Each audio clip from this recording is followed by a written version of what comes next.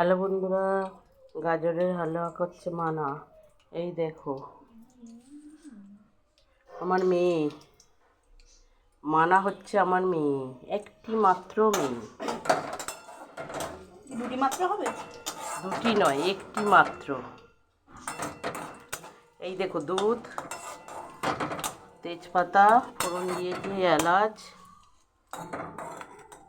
সন্দেশ আর গাজর।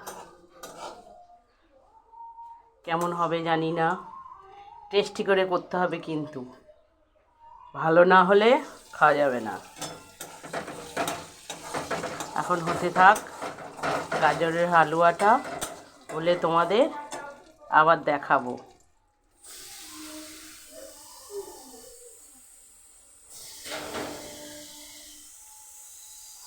কেমন হবে বন্ধুরা জানি না, এখন হোক, তারপর কি করে রেসিপিটা করেছে বলবো।